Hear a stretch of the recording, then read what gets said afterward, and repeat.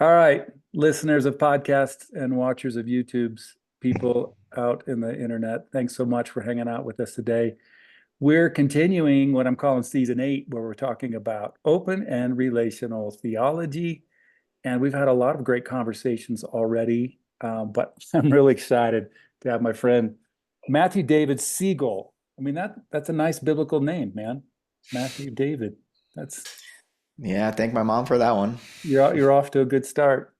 Matt and I have had a chance to interact a little bit virtually. We have a bunch of mutual friends, um, and I I love Matt's stuff. He's a thinker first and foremost, and that thinking kind of manifests itself in writing and in speaking. He's a professor. He's a philosopher where he's applying process influenced open and relational theology thought across the natural and social sciences, including lots of thoughts about consciousness and lots of thoughts about artificial intelligence.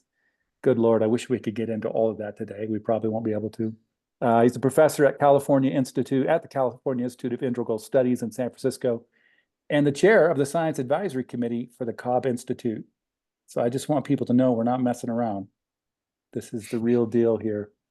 My favorite, well, the thing, Matt, I found most helpful is your YouTube channel, which is Footnotes to Plato. So for people listening or watching, Footnotes to Plato, that's the number 2. And I think that's your website too. Your Substack is just Matthew David Siegel, right? It's footnotes to Plato as well. Oh, Yeah. okay. Sorry. It pops up on my email as well. If people look for Footnotes to Plato, they're not going to go wrong, right? Yeah. They look hmm for that. But I've really enjoyed, like I've listened to multiples of your podcasts. When you've been guests in different places, and I've been on your YouTube. And probably my favorite is the Alfred North Whitehead video you made a couple of years ago. I think it was March of 22. And I have definitely listened to that more than 3 or 4 times. Super Great. helpful. And for people listening, and they're trying to dip their toes into it, I think it's because there's just not a lot of stuff like that out there.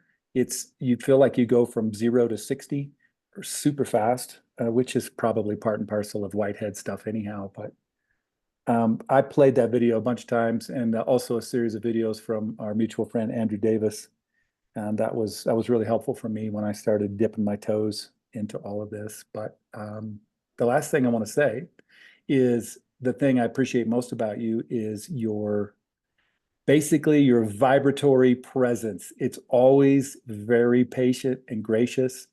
I Some of that I'd like to say is a part of the process, open and relational world. But I don't know that I can claim all of that. Some of that's probably the work that you've done personally. And I just love that. It's one of the things I really do love about ORT is like coming out of evangelical world, and there was a lot of really good stuff about evangelical world, so it wasn't all bad. But there was a lot of stridency and a lot of trying to prove who's right and who's wrong, black and white. And little by little, over the last 5, 6, 7 years, I've been able to let go of a lot of that stuff, and a lot of it's because of people like you who are really gracious, and I appreciate that. So anyhow, thanks for being with us, man. Well, thanks very much, Jonathan, for that introduction. And yeah, been looking forward to this for quite a while. So glad we could connect. And yeah, let's see where we go. See where we go. And you're in Northern Cal, I assume. hmm That's right. Small town in Sonoma County called Sebastopol. I love that area in some parallel universe. I'm living there. What is the math, by the way? What's the latest math on parallel universe? Does it actually hold up? Is it possible? Well, I don't know the math, but Or in the terms of physics like or the the yeah. multiverse Yeah, theory, yeah. or I mean, there's different forms of it. There's the many worlds hypothesis coming out of quantum theory that people like Sean Carroll hold forth about, and then there's the multiverse theory, which is that infinitely many universes have come out of the quantum void or what have you, and we just happen to be in that one that led to life and intelligence. I think both of these forms, whether multiverse or multiple worlds, many worlds hypothesis, are an example of the ontological overflow which is to say, materialism in an effort to avoid having to think again about the place of consciousness in the universe is willing to conjure up all sorts of absurd hypotheses. And these two are an example of that. Talk about Occam's razor going out the window. You're going to Right. conjure infinitely many other universes just so you can explain this one as random. I don't like them. That's really interesting. Well, I was just looking for some way for me to live in Northern California, but that's that's why I had to vet it with you. So, oh well, oh well. Sorry to burst your bubble. That's all right. Hey, I thought I'd start with our mutual friend Andrew Davis. He was on the show a few weeks ago, and we had a great conversation about the transitions that our culture is in and has been in. He calls them Whiteheadian transitions. Um, and the way we kind of framed it was like, these are really important things to be aware of because it opens us up to new ways of thinking about all kinds of stuff, not the least of which is theology, which is kind of what I'm most interested in, but I'm interested in all of it. And that's part of the reason why I love your stuff, because you're into interdisciplinary thinking is really helpful with all of it. But I thought maybe I'd read a few transitions to get started. And let's see if one of them strikes you that you would want to comment on. I won't read all 10 of them, but here's a few of them. We talked about the move from dogmatic thinking to dynamic thinking, the move from passivity to creativity, the move from decadence to adventure. Here, I'll just give you one more. Pessimism to possibility. Hmm. Any of those you want to comment on, like in terms of this is why it's really helpful to be aware of process influenced open and relational thinking, because we're in the middle of these moves, dogmatism to dynamism, passivity to creativity, decadence to adventure, pessimism to possibility. I know I'm putting you on the spot. Yeah. Well, I can try to say something about each of those. Dogmatism to dynamism. Well, there seems to me, at least in a little corner of the internet, that I tend to pay attention to, which is not the evangelical world really, or, I'm familiar with Tom Ord's work and open and relational theology and that movement, which is very exciting. But I, you know, just wasn't raised in that context and have come to Christianity and to theology later in life, like in my early 20s, after having gone through a sort of Buddhist phase, trying to teach myself to meditate and consuming a very westernized form of Buddhism, of course, in my late teens. But yeah, dogmatism has always been something that I've resisted. And in the little corner of the internet that I'm, part of, which there's a bunch of integral theorists and meta modernists and liminal web people and probably borders on like what used to be called the intellectual dark web and stuff. And I don't approve of all the people that get involved in these different circles, but in this community of communities, there's been this marked shift toward an interest in Christianity all of a sudden. Some people are publicly converting, and a lot of the times that's to some more traditional form, whether it's to the Catholic Church, converting to Catholicism, or to some form of Orthodox Christianity. And it's a return to a view of religion and a embrace of what to me feels like dogma, which, dogma in the original sense just was, it's like true belief, right? And these are things that over thousands of years have been, mulled over by countless generations of people. And so the best spin we could give to a dogma is that, hey, look, this is deeply considered. You should probably take it Right. seriously. Right. On the other hand, it can get wielded like an idol, Mm-hmm. and you lose the spirit of these teachings and just start obsessing over the particular wording, the letter. And so much of what I find valuable in that transition to the Gospels from this long history of prophets and whatnot in the Old Testament, is the shift from law to love. And it's not just about obeying the law outwardly, but like, well, what do you feel in your heart? And so, there's already something dynamic in the Gospels and that new revelation, in a sense, that allows us to overcome dogmatism. But I think as religion comes back into the public sphere in different ways, and that's been true in politics for decades now, since the sort of moral majority, or this sort of conservative Religious right.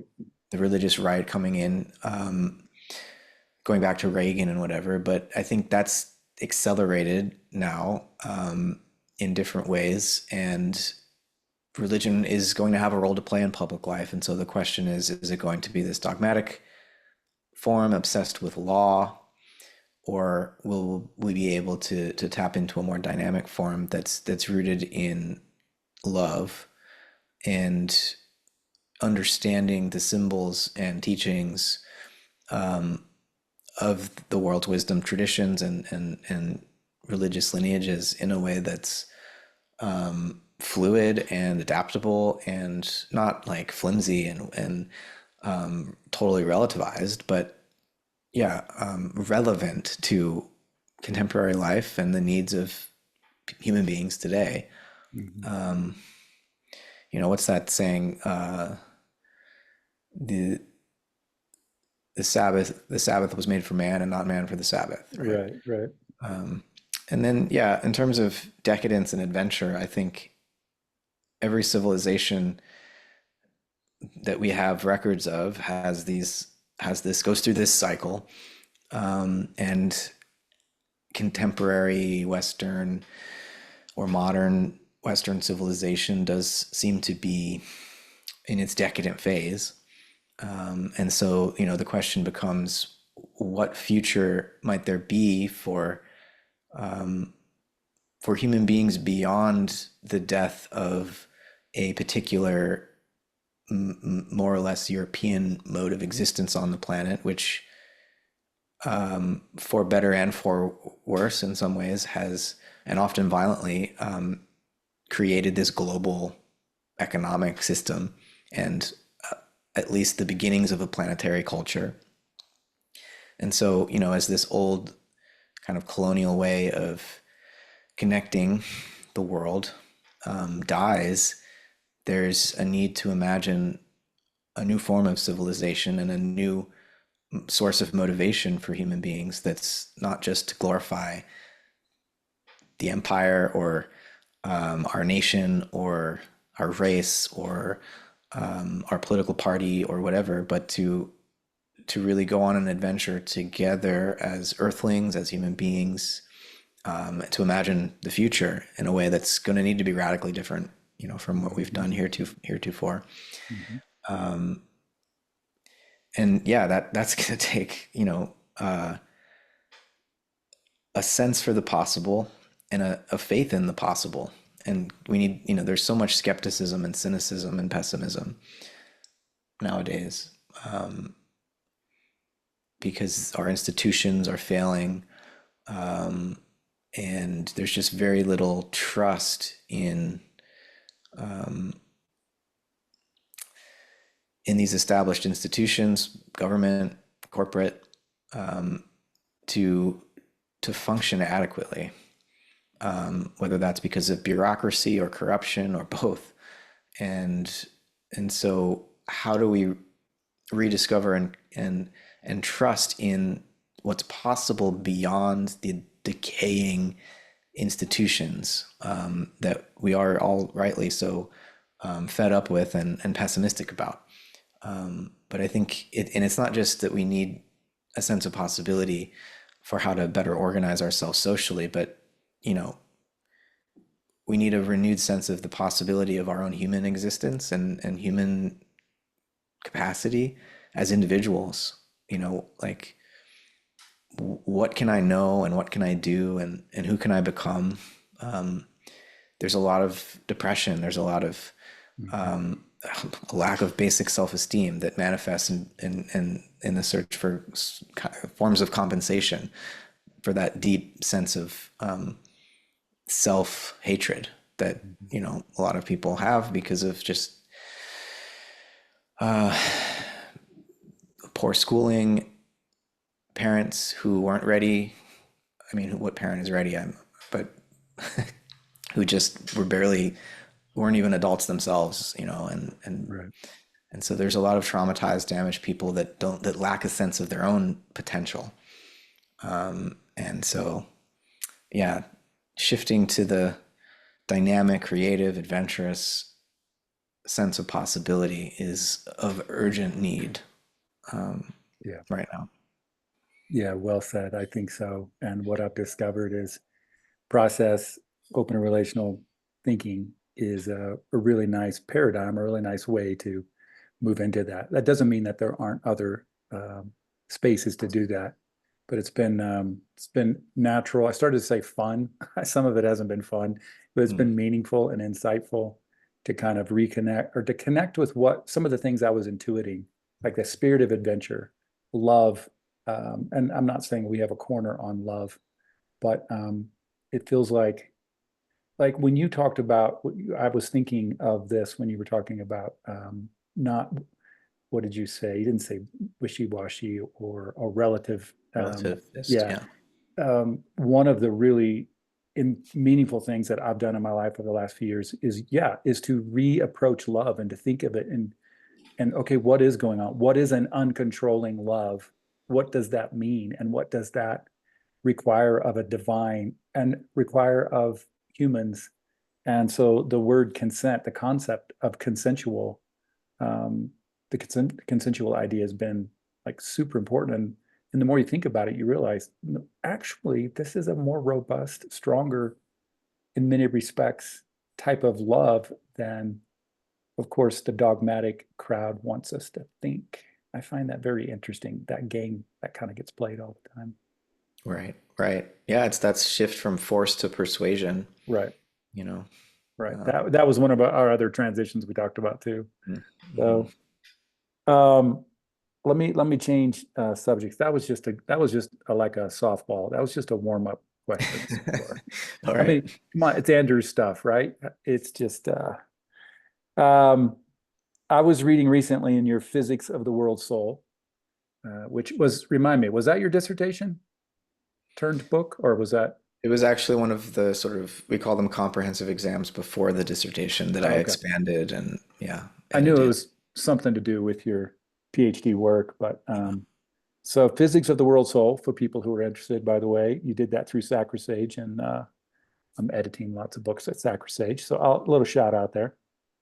Hmm. You said uh, Whitehead prophetically recognized what is finally starting to be acknowledged by physicists today, that post-classical scientific cosmology has passed into an epicyclic or epicyclic Epicyclic, yeah. phase of theoretical development. So this was a new word for me, epicyclic, and it's kind of caught my imagination.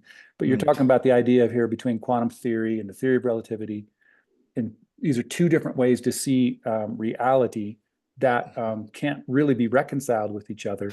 But the epicyclic, can you maybe explain? I know we're on audio here, so some people might know, but it's more of a word picture. mm. Um, but what might be happening with Yep. that concept, that phrase? And because I have a question, I'm going somewhere with it. Yeah. Well, so just briefly, epicycles were a geometrical trick that Ptolemy, the ancient Greek astronomer, developed to save the appearances, as it used to be said, which is to say, the planets appear to move in these loop-like patterns if you track them night after night over a year or two or three or many years. The outer planets move much more slowly, right? So they go retrograde less often. The inner planets, like Mercury and Venus, more often, and Mars. And so, seeing these wandering motions, Ptolemy, as a good Aristotelian and Platonist, said, okay, well, there must be some underlying order or symmetry here, and following Aristotle, who said that all perfect motion, and in the heavens, the heavenly spheres, all motion is perfect, whereas in the earthly terrestrial sphere, there's wayward motion and things get more chaotic. But in heaven, everything should be perfect circles.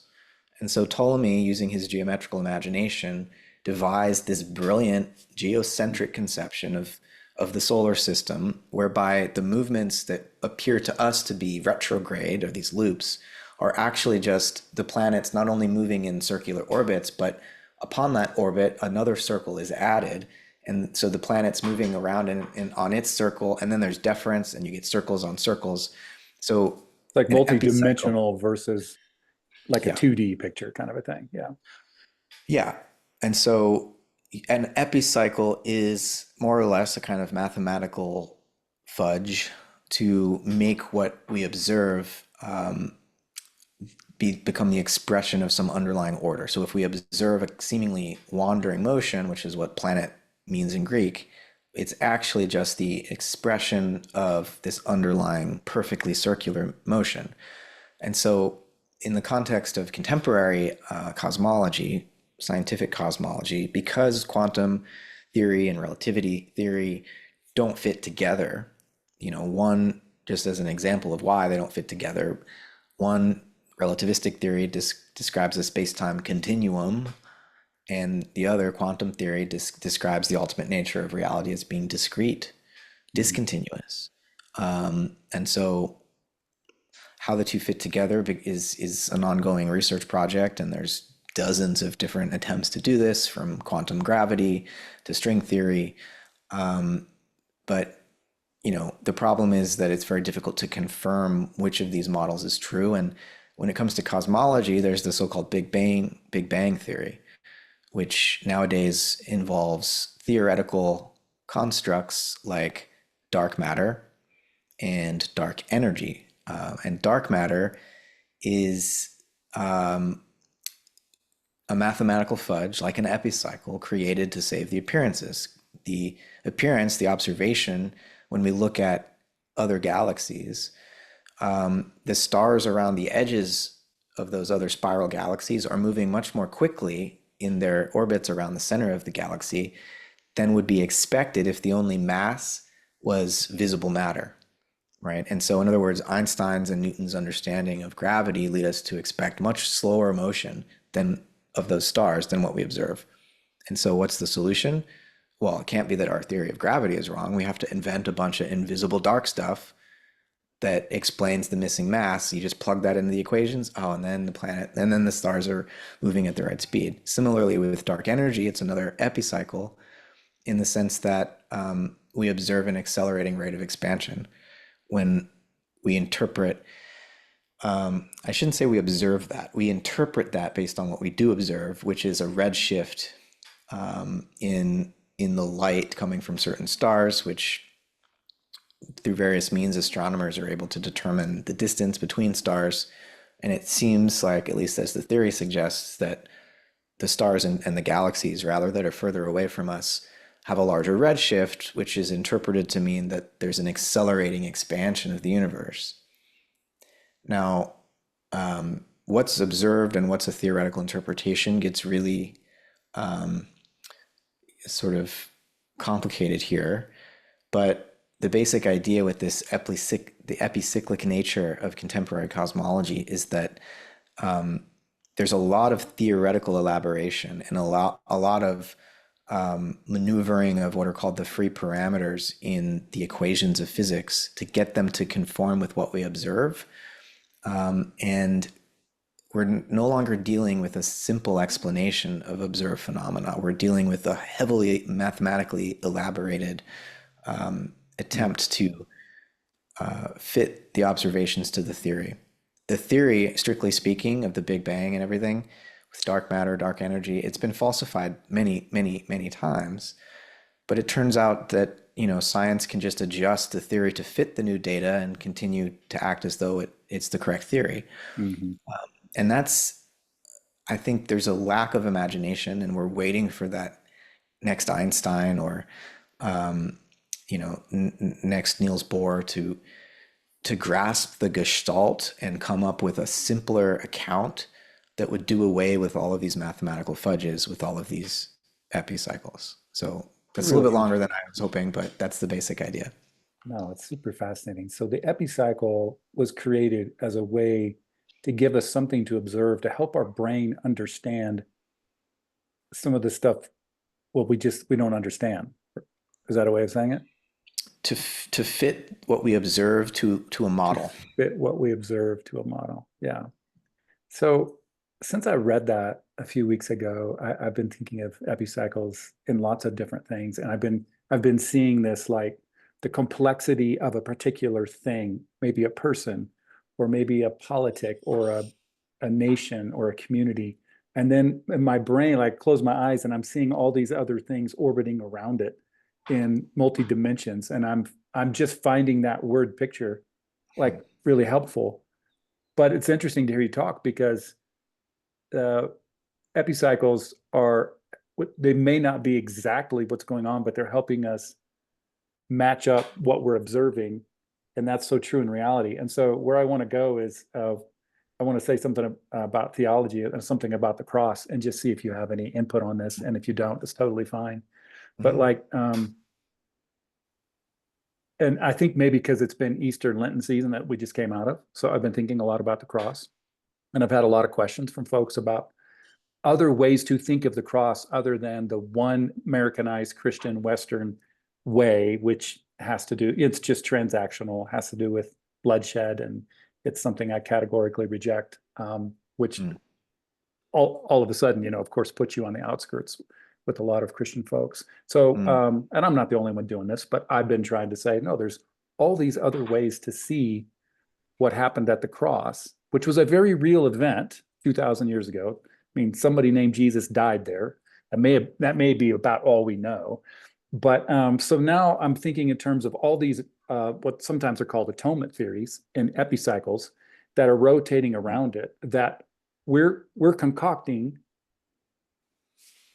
I don't know if we're concocting all of them, but maybe we're concocting them to help us understand the cross. Some of them, I think, maybe they are reality, but you can correct me if I'm not thinking of it correctly. But like, so I'm thinking in terms of one of the things that rotates around is this idea that whatever's going on with the crucifixion, it reveals the scapegoating mechanism. Um, and I'm a Rene Girard guy, so I'm kind of deep into the mimetic theory and scapegoating stuff. So that might be one of the things orbiting around the cross. Another thing that's orbiting is um, the way, like it's so obvious the way the powers join together in collusion. Herod representing the financial system, Pilate representing the politics, Caiaphas representing the religious system. They all join together in unison. And Girard talks about unanimity minus one. Like there's nothing quite like the power of being in unison, but you always got to get rid of one, the scapegoat. So Mm. that might be one of the things that's rotating around this thing we see in the cross.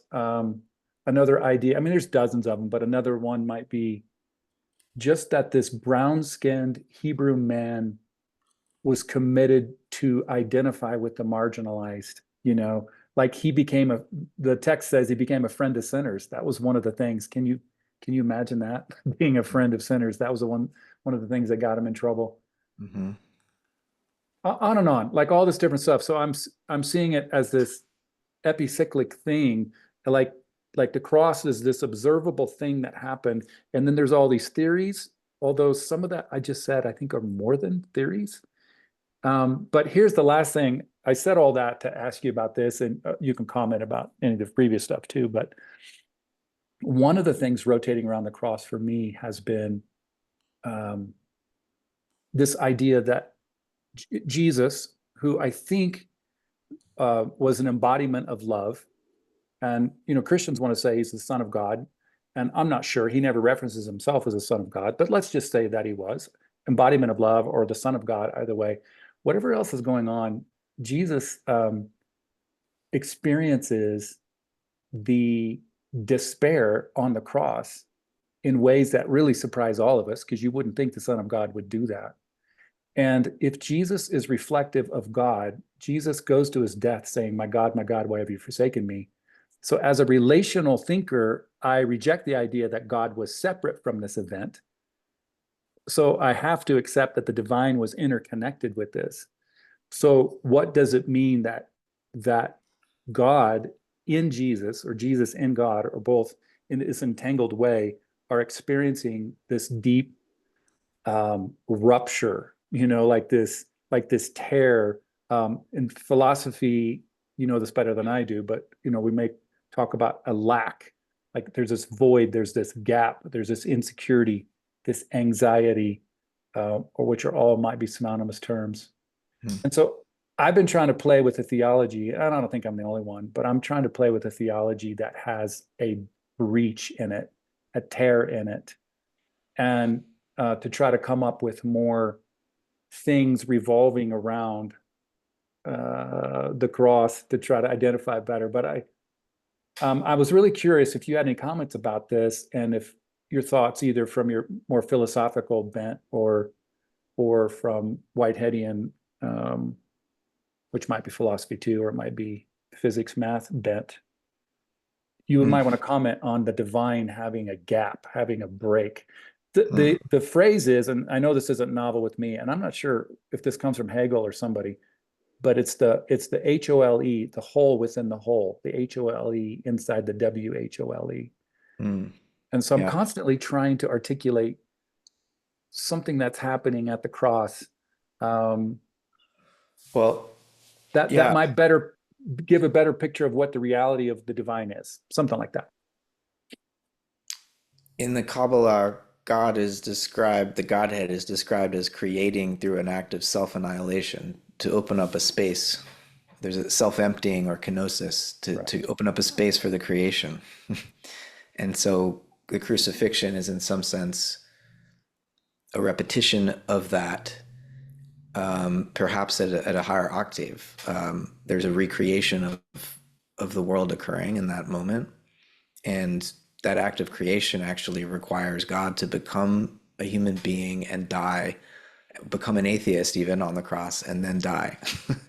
And what does that mean? Well, that old form of relationship, between God as something utterly transcendent and beyond, with earthly humanity has been transformed. And now, I mean, this is just my reading. Maybe it's Right.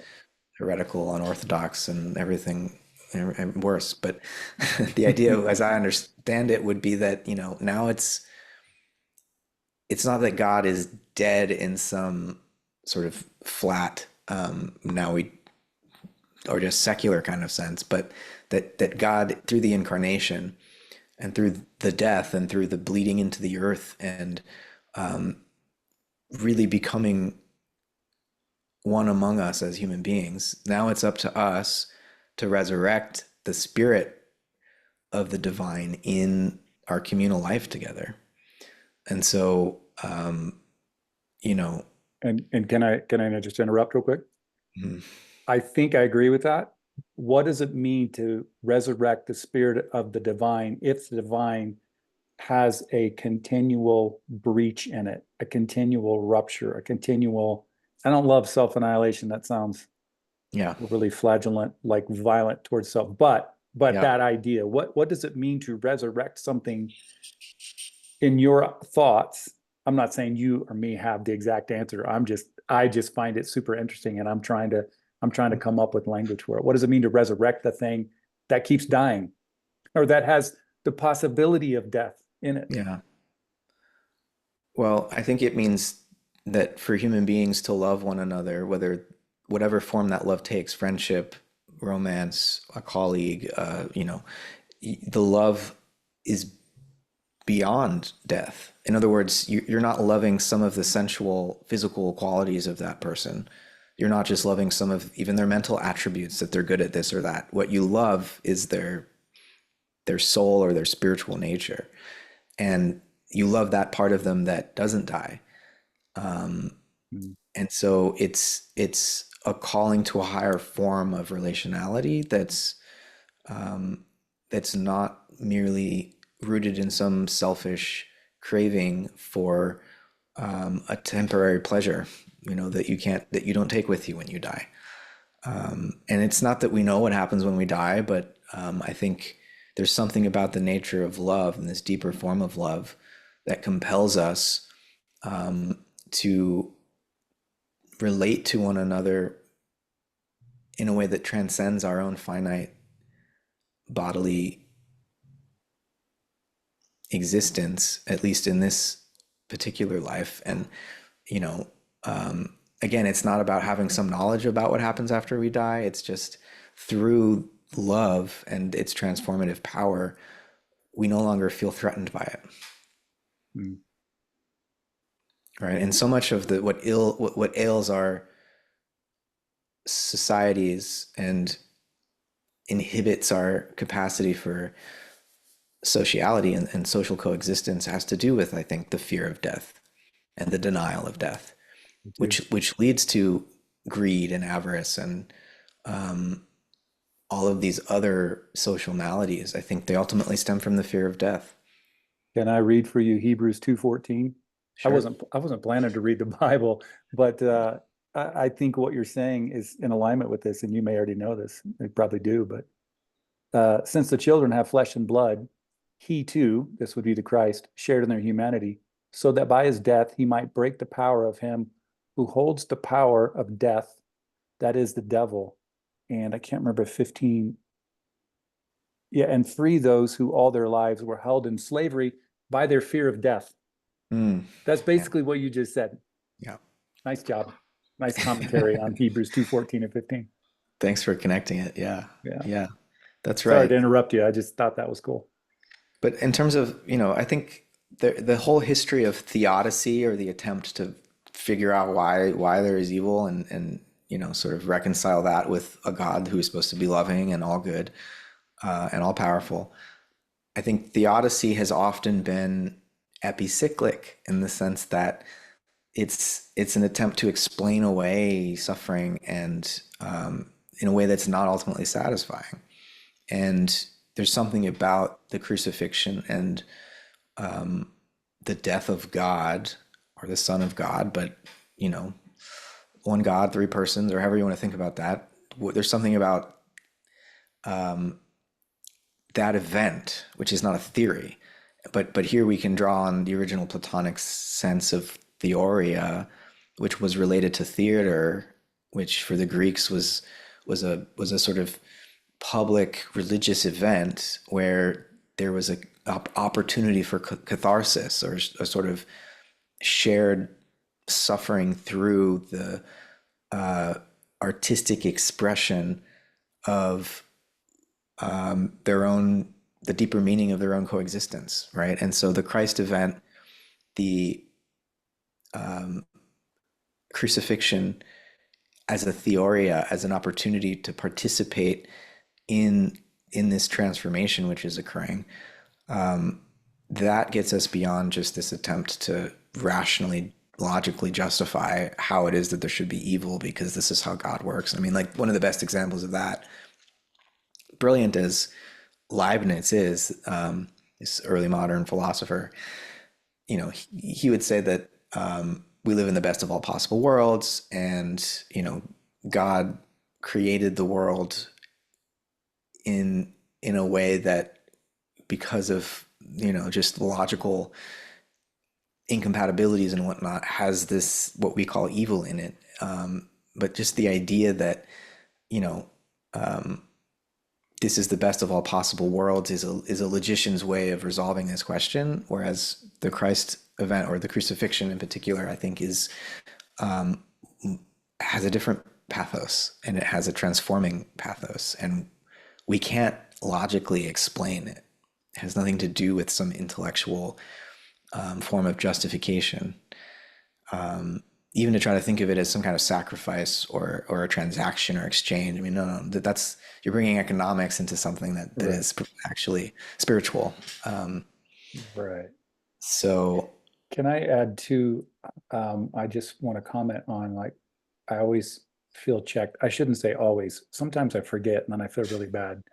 So I need to remind myself more often that at its core, maybe kind of what you were saying, like screw the theories for a second. At its core, and this is what Gerard helped me see more than anything, it's it's an innocent man being murdered by the powers.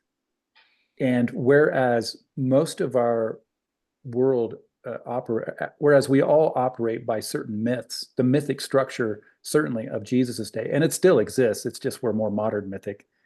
But the mythic structure in Jesus's day, whether inherited from the Greeks or wherever, was was that the victim was actually guilty. In the Jesus story in the New Testament, at least I think 7 times, there's that really important phrase: "This man was innocent.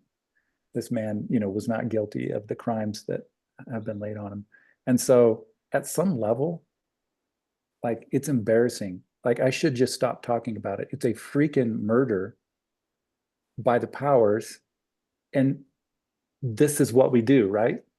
And so to create all these epicyclic things around it, it's almost an exercise in missing the point. Mm. For me, I'm not saying necessarily for other people. Like I just need to pause and think about that more. The problem is there's still all this other stuff going on because it's such a complex, interesting thing. But I don't know, Mm. something you said made me think that I need to remember that. Right. Yeah, I mean, it's a murder, but also I feel like just as Jesus was friends with the sinners, that, as he says on that last night on Good Friday, right? That forgive them for they know not what they do. And forgiveness is such a core teaching here. Right. Yeah, he's saying that on the cross while they're Yeah, doing it to him. yeah, yeah, yeah. Yeah, so forgiveness itself is something that helps us define reality, define what's going on, even though it's an abstract thing that you can't quite grab, but it's also something that very much you have to enter into. Yeah. And it's forgive others and forgive yourself too. Mm. And almost the depth of forgiveness that transcends that very dichotomy between Say, self and other. say more about that. Well, just in the way that Jesus relates to the Father, Mm. there's two persons there, and yet not.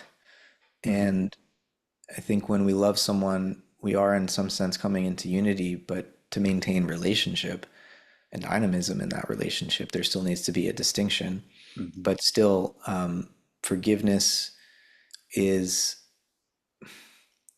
we cannot be a self, nor can we come into relationship to others in a loving way without that, without forgiveness. Because, I mean, I was talking about sort of the lack of self-esteem that I think plagues people. You might feel, it might on the surface feel like everyone's super inflated and egoism is running rampant, but it's actually a very shallow form of compensation that runs wild, and that underlying that is this deep sense of insecurity, Right. because we don't feel like we're deserving of love, and we can't love others because we want to blame them for what afflicts us. And so yeah, that's forgiveness. It just runs so deep. It's really right at the core. Everything spills out from our ability to forgive, and again, a way that is deeper than just forgiving ourselves for being sinners or falling short, or forgiving others for hurting us, for harming us, or for harming others, but forgiving again at a level deeper than even that distinction between self and other.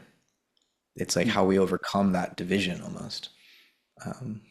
Yeah, I mean, hopefully what I'm gesturing towards makes sense. I know it's kind of inchoate, but No, it's part of it is that's the reality.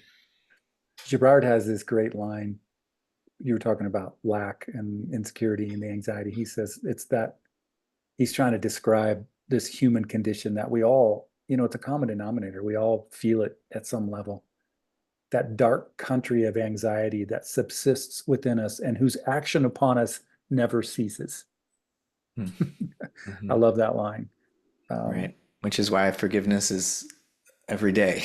Again, yeah, it's yeah, not just once and done. right. It's a dynamic thing, kind of like some of the stuff we're talking about. Yeah. And it's trying to live in that space of knowing that's who I am as a human, um, and that God, a relationship with God doesn't fix that. It doesn't fill the gap, complete that lack, that breach. Because there's always that just a bit of, yeah, insecurity and agitation there. I think that's a part of what it means to be human. I suspect for our humanity to evolve, you mentioned something like that earlier, which I appreciated. I suspect for humanity to evolve, all of our religions, yeah, need to be infused with more grace and forgiveness of ourselves and of others. It's more Mm-hmm. than I suspect. I'm pretty much Mm-hmm. banking on that. Mm-hmm. But Yeah. I'm not very, I got to get better at it myself. Yeah. I mean, yeah, that's the collective task. Like we can't do it by ourselves. I mean, this is part of what I mean by it's beneath the split between self and others. Like we can't actually fully do it by ourselves because we all need to Right. do it together. Right. Because like if I forgive everyone but they don't forgive me, well then that's eventually gonna make, because I'm human, that's gonna make me be like, well, fuck this. Right. Like, what are you doing? Right. Um, Right. so yeah, it's definitely a one for all and all for one type of thing. Yeah, individuals and interdividuals at the same Mm, time, independent mhm. and interdependent at the same time, which we don't do a great job of. But that's another thing that open relational theology, I think, helps us with. It helps us stay in community, in connection with other people.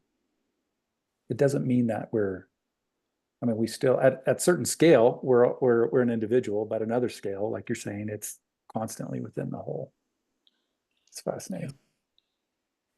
yeah. Tell me about um, when I first started hearing about this idea of ingression Hmm. and concrescence and this thing that's coming from. I mean, I've heard you talk about, you'll use Platonic, like the eternal. What am I trying to say? Eternal, Eternal objects. yeah, eternal forms, eternal objects, and in that ingressing into uh, a subject's life that wants to become a superject. Is that right? Is that the Uh-huh. movement where it's all going? Is that so? Where I first heard that, I thought of my Wesleyan background. I thought of prevenient grace, the grace that goes before us, ingressing. Since then, I don't know why. I don't know why it has to be prevenient grace. I think it's just grace, grace. I don't think there has to be special quality to it. But Mm. do you is that a way to think of? Is it heretical to think of grace as is an eternal form or eternal form as grace that's constantly ingressing in our lives and influencing us? No, I like that. Whitehead's way of construing the situation in his terms is that we relate to this realm of possibilities or eternal objects, which are akin to the Platonic forms, ideas. We relate to it always mediated by God. Like the ideas don't just exist out there free floating in nothingness. They exist in the mind of God, or in Whitehead's terms, in the primordial nature of God. And that primordial nature of God is, Whitehead describes the relationship between that divine mind and the forms as one of envisagement. So the divine is envisaging this realm of possibilities, and through that envisagement, giving it some ordering, and it's an aesthetic ordering, it's a moral ordering that tilts possibility as such, just infinite possibility. It tilts that realm of eternal objects, as he refers to it sometimes, toward value, with a capital V, towards beauty and goodness and truth, towards love. And we as finite creatures relate to that realm as envisaged by God through what Whitehead calls the initial aim. And this is every moment of our experience, every concrescence is inaugurated by its reception of this gift or grace from God, this initial aim, which is sort of the finite repetition of that infinite envisagement. And as repeated for our finite situation, it's providing a sense of relevance and relevant novelty to get each moment of our experience started and oriented amidst the entirety of the past and the welter of alternative possibilities that exist for us to ingress so as to interpret that past.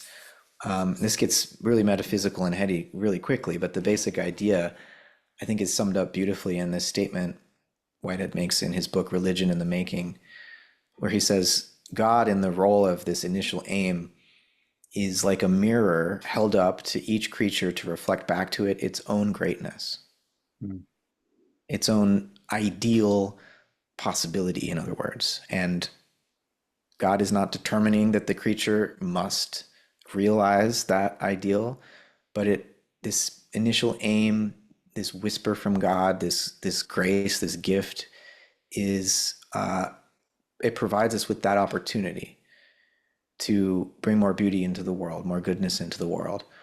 And how we respond is a function of our own self-creation, because Whitehead does have this radical democratization of creative power, right? So God is not omnipotent in the traditional sense anymore. God's not determining what happens.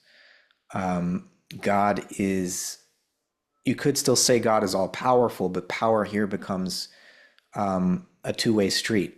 It's relational power, in other words, and that means it's just as receptive as it is active, right? It's the power to be in relationship. And so rather than God being an all-powerful creator, I would say God is an all-powerful relator, right? We can still say omnipotence and all-powerful if we construe it in this way.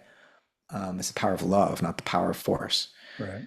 And so as this all-powerful relator, God is luring us toward what would be most beautiful moment by moment. But we are self-creating beings. And Whitehead says every act of creation is a social effort employing the whole universe, right? So to say we're self-creating beings is not to say we're out of relationship, right? We create one another. We create ourselves out of one another. And in our superjective nature, which is, what we become after our subjectivity is achieved in each moment of concrescence, we perish, Whitehead would say, we die and we become superjects. And it's only in our death, as we die to our own subjective immediacy, we become superjects, we're objectively immortal. This is all Whitehead's language. And it's only in that death and perishing, becoming superjects, that we can affect the future.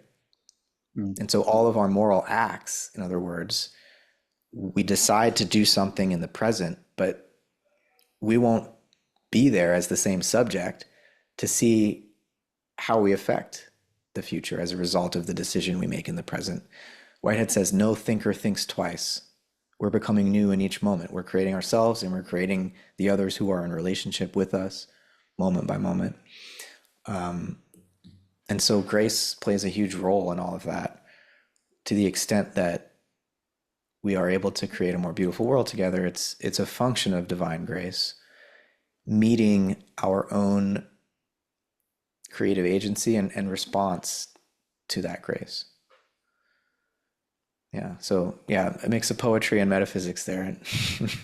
No, I love it. That's good stuff.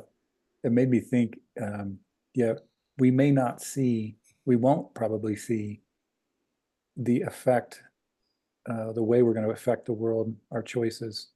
Who knows what they'll turn into? It made me think of when Jesus talks about, you're going to do greater things than I will ever do. Like that makes sense in the context of what you're saying, because as he perishes,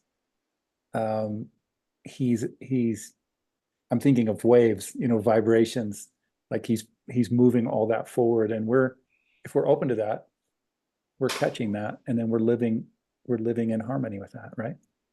Absolutely. Yeah. I think that'll preach, man. Yeah. Um, yeah, something. Oh, I was going to ask you, how do you respond? I mean, there's a couple things. Let me just ask you this one. I get this asked a lot, and so I have answers, but they're not always great answers. How do you answer when someone talks to you about this persuasive love and the fact that God doesn't control, which I'm so thankful to have discovered all of this. Like it really kind of saved my soul, really, probably, and physically it might have saved my life too. But Hmm. God doesn't control. Um, I think love is patient. That's a biblical term, Hmm. biblical phrase that I'm down with. I'm committed to. But there's no guarantee. So how do we know love is gonna? I'm not even sure I'm asking a question well. How do you respond to that? How do you know? How is there any? Yeah. Is it all just a big risk? How do we know we're saved? Yeah. Where's it going? What's going to happen? And what's the future? How do we know? Here's the main piece of the question. It's justice. How do we know justice is going to be served to those who have who have suffered from the unbelievably unjust things in this world if God can't force it to happen? How is there any assurance of justice? On some level, I don't know that we would be satisfied if God could force it to happen, because what we really want is for those who have done us harm and who have done harm to others to realize that themselves Mm. and to apologize. We want to Oh, be able to forgive. And so I don't know that we would ultimately be satisfied with punishment and revenge. It's not, ultimately, it's not satisfying. I don't think it's what we really want. It might be a form of immediate gratification. I think you're right. I think it's hard to say that to someone who has Yeah, just been abused, right. but I kind of think you're right. Yeah, Healing is not revenge. right. Um, and but it is a risk. I mean, it's the creation of the world was a risk. Um, what Christ, what Jesus Christ did was a risk. Hmm. And nobody wants a story to live within a story where the end is already Right, known and written. right. And this is not just a story. Um, at least it's not one that's finished, right? And I think that element of risk is just essential for love to be, because if it's determined, if it's forced, if it's staged, if it's set up in advance, and you're just going through the motions, it's like that's not what we want. No, We want love as an act of freedom, that's that could have been otherwise, and that the possibility of failure is part of what makes success of value. And so you just can't have an adventure without that possibility. yeah, And that's easy to say. And I know, when we're deeply suffering, when we're in pain, when we've been harmed, when we're victims of injustice, these words may fall flat. hmm, But I think it's important to be able to, when not in those intense forms of suffering, to be able to take in, and it's not that the suffering is irrelevant. I mean, that needs to be spoken to directly. right. but from a place of a bit of remove from the extremes to be able to take in the whole picture and have a more balanced view of this, and to just really understand what we ultimately really want, right, is to be healed and not to just continue this cycles of vengeance. Evil cannot be defeated by force, because what happens when you attack evil in an attempt to subdue it violently, what happens? Evil takes root in you. Right. It spreads, Beware the metastasizes. monster, lest you become the monster. So when Jesus says turn the other cheek, Yeah. that's a very difficult teaching. But if like evil eats itself, evil can only destroy itself. Hmm. And as soon as we project it out onto the other and seek to defeat it, we become it, right? Hmm. That very act of projecting it out is evil. That's what evil is. That's what it does. Well, and it's funny too. The way you're talking about it reminds me again that evil lives by the myth that it can control, that it can force Mhm, uh, uh, an effect to happen, but you mhm. but you can't. You can't really control anything. I mean, you can heavily influence some stuff. Right. So evil is also lack of patience. Like I'm going to, I'm going to exact my vengeance. It's Yeah. funny how it works on several levels. So yeah, evil is a type of fake guarantee. Yeah. Yeah. It's the pursuit of coercive Yeah. power or non-relational power, which can't and doesn't actually exist. I mean, this is why evil is often described as a nothing, as a lack, Mm. because there's some way in which it has no independent existence. And I think, evil can become a positive force that needs to be contended with, and the resistance is that it provides is actually has an educative role for the soul and for human beings. But I guess it's all in the dosage, so to speak. And that we need to, on some level, in order to not relate to evil as something we might be able to defeat by exerting our control over it, to realize that this adversarial energy is on some level, like Judas turning in Jesus to the Roman soldiers. It's like Jesus needed Judas to do that. Mm. That's what needed to happen. Mm. Judas is forgiven by Jesus, at least, and it's like the snake in the garden has a role to play. Mhm. There wouldn't have been a Christ if that Would it be okay to finesse that a little bit and say that Jesus didn't need Judas specifically to do that, mm, but that Jesus responds to this um, con coercive move of evil with a counter move. mm, It happened to be Judas doing that, right? I just right, wouldn't want someone to think that, oh, that I know you're not saying this, but I wouldn't want a listener to think that what we're saying is that God had premeditated this thing that Judas mm, did specifically, right? right, Yeah, yeah, yeah. yeah, Didn't yeah, mean it that way, and yeah, some orchestration of each detail, and this right. person does that or whatever. But just that that deed Yeah, of betrayal actually functions as a crucial moment. yeah. It's In crazy when you think about it. Like that move, and then love. I think part of the answer is love always has a counter move. Love is yeah, always, it's yeah, like uh, indefatigable. It just never gives up. yeah. Sometimes I say there are no, when people ask about the risk piece and the guarantee, and so I've said there are no guarantees except the guarantee of love. Mm, I kind of like right, that. I kind of right. like And that. love doesn't mean there's no loss. It doesn't mean that there's not Right, tragedy. right, You know. right, right. So that's our guarantee. That's the piece somehow to help humanity evolve. We have to lean into that.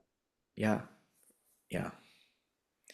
Do you know, have you read any Tolkien, like Lord of the Rings and Yeah, yeah.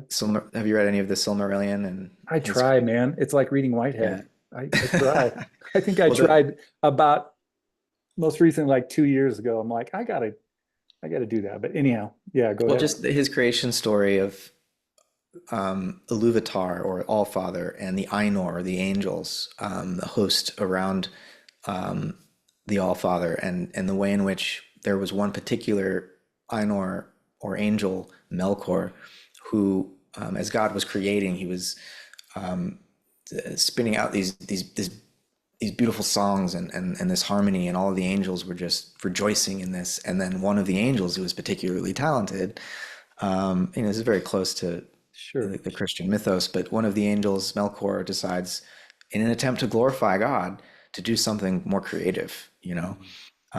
Let's work a new tune into this, and some of the other angels start to follow Melkor, and there's disharmony and discord thrown into the mix, and like heaven starts to teeter. And what Iluvatar does is just brings forth another harmony that includes the discord that Melkor had brought forth, and it's unimaginably more beautiful because of the disturbance that Melkor had Nice. introduced. And Nice. that keeps happening a few times, and that the creation of the physical world and everything is a spin-off of this call and response, where Melkor initially, as an attempt to glorify the divine, becomes a little bit selfish about his own ability to be more creative. Mm-hmm. And while Iluvatar can always out contextualize that effort, it leads into space and time, basically. Yeah. Right? And this whole drama of God's relationship to the creativity of creatures. But love always wins in the end. There's always like another harmony that can atone for, and in other words, unify what Mm-hmm. had for a moment there been a bit discordant, and everyone, all the angels and the creatures are like, oh no, this is it. Like this really is going to fall to pieces. But no, Mm-hmm. Right. love is able to encompass it. Love wins in the end and all the endings after that. Right. Yes. Just keeps on going. Oh man, this has been so much fun. I've listened to you so much in my head, so it's really fun to when I say I listen to in my head with my headphones on, like taking a hike, listening to you on a podcast. So it's really fun to actually do it in person, well, as close as we can in person. And thanks so much for your work. I've got a whole bunch of other stuff to talk about, and ask you about, but we should probably save that for another time. Yeah. We'll do a part two and maybe three. And I really appreciate, Jonathan, the questions that you brought. I don't get to talk about this stuff too often. And so thanks for creating that space. Well, thank you for answering. I love interdisciplinary kind of stuff and thinking when I get with a thinker who's really good at this and then asking them just slightly off kilter because it's always super interesting. And everything you said was interesting, but it was all worth, especially that ending part there and just thinking in terms of, yeah, love winning in the discordant harmonies and things that are that evil or whatever we want to call it is introducing, but that love is still just it's not over yet, right? It's had the world hasn't ended yet, or time hasn't ended yet, and so there's always hope, always hope. Yeah. Yeah. All right. Well, I hope people will find you. Search for footnotes to Plato, Matthew David Siegel, my most biblical name we've ever had on the podcast. All right, buddy. It's great to see you. Thanks, Uh, Jonathan. thanks a You lot. too.